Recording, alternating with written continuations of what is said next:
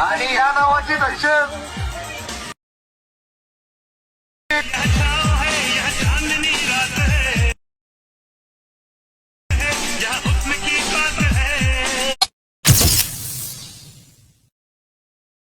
आणि या नावाची दहशत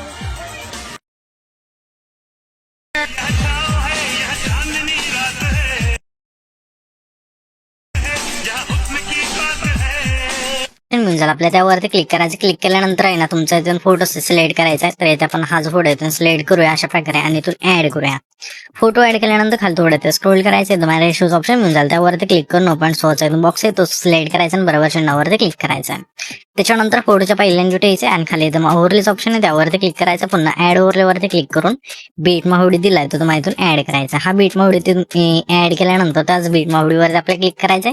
खाली थोडे स्क्रोल करायचं, तुम्हाला एक्स्ट्रा काढूचं ऑप्शन मिळून जाईल त्यावरती क्लिक करायचं. त्याच्यानंतर ह्या फोटोवरती क्लिक करायची जी लेंथ असेल जेवढे सॉंग आहे तिथपर्यंत न्यायची. नेल्यानंतर सिम्पली काय करायचंय, हा जो फोटो आहे तो स्क्रीनवर सेट बसवायचा आहे. तर ठीक आहे, सेट झाल्यानंतर आता आपल्याला काय करायचं, हा जो बीट मावडी आहे त्यामध्ये आपण बीट दिलेला आहे. तर तुम्ही बघू शकाल की 1 2 3 अशा 10 बीट असतील. तर ह्या बीट आपल्याला जेथून चेंज होतील तेथून आहे ना सिम्पली फोटो जो असेल तो स्प्लिट करायचा. पहिली बीट आपली कुठे चेंज होत आहे, इथे चेंज होते. तर सिम्पली ह्याच आपल्या फोटोवरती क्लिक करून पहिलं ऑप्शन स्प्लिटचं त्यावरती क्लिक करायचं. पुढची बीट आपल्या इथे चेंज होते, ह्याच फोटोवरती क्लिक करून स्प्लिट करूया.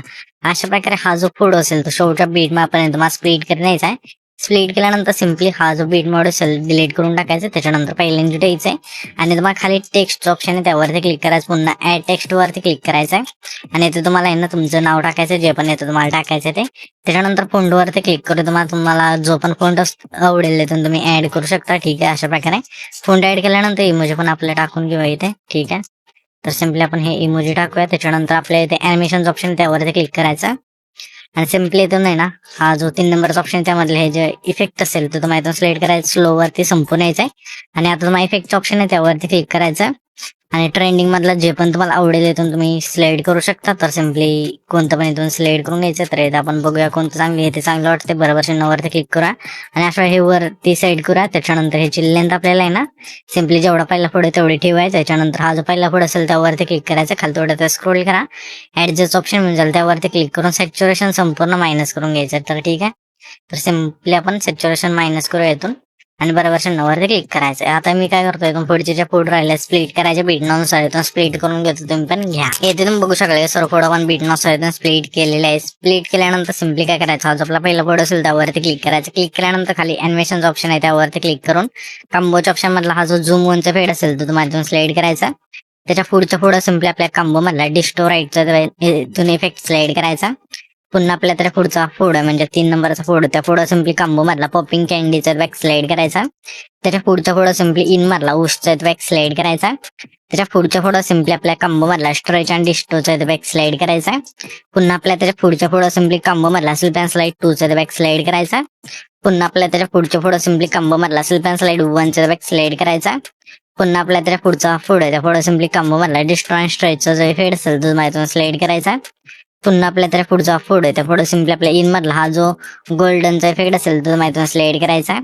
पुन्हा आपल्या त्या पुढचा फोड आहे त्या फोड सिम्पली इन मधला रॉक वर एड केलं तर बॅक स्लाइड करायचा आणि बरोबर चिन्हावरती क्लिक करायचं. त्याच्यानंतर सिम्पली पहिल्यांदा उठायचंय, खाली इफेक्ट ऑप्शन त्यावरती क्लिक करायचं. पुन्हा व्हिडिओ इफेक्ट वरती क्लिक करून ग्लिच ऑप्शन मधला हा जो क्रोमॅटिकचा इफेक्ट असेल तो माहिती स्लाइड करून बरोबर चिन्हावरती क्लिक करा. ह्याच्यापेक्षा लेंथ असेल शेवटपर्यंत न्यायची. ठीक आहे, तर इथं आपण शेवटपर्यंत नेल्यानंतर सिम्पली आपल्या पहिल्यांदा उठायचं. पुन्हा व्हिडिओ इफेक्ट वरती क्लिक करून इंटर अँड आउटर मधला हा जो हॅलो ब्लरचा फेड असेल तो तुम्हाला स्लाइड करायचा आहे. सिम्पली यामध्ये मिळून जाईल, नाही तर ट्रेंडिंग मध्ये असतो. तर ठीक आहे, सिलेक्ट करून बरोबर चिन्हावरती क्लिक करा. ह्याच्यापेक्षा लेंथ असेल आपल्या पहिले जे 3 फोड आहेत त्या 3 फोडोला ठेवायचे आणि पुन्हा पहिल्यांदा उठायचा. पुन्हा व्हिडिओ इफेक्ट वरती क्लिक करू तुम्हाला सिम्पली स्प्लिट्स ऑप्शन मधला हा जो आपला कॉपी कटचा इफेक्ट असेल तो तुम्हाला स्लाइड करायचा आणि ह्याच्यापेक्षा लेंथ असेल सिम्पली जेवढा आपला पहिला फोड आहे तेवढी ठेवायची. त्याच्यानंतर सिम्पली हा जो आपला आहे ना चौथा फोड जे तेव्हा स्प्लिट केला ते द्यायचा आणि व्हिडिओ इफेक्ट वरती क्लिक करून पॅरेटिज ऑप्शन मधला हा जो सेक नावचा इफेक्ट असेल तो तुम्हाला स्लाइड करायचा आणि बरोबर चिन्हावरती क्लिक करायचंय.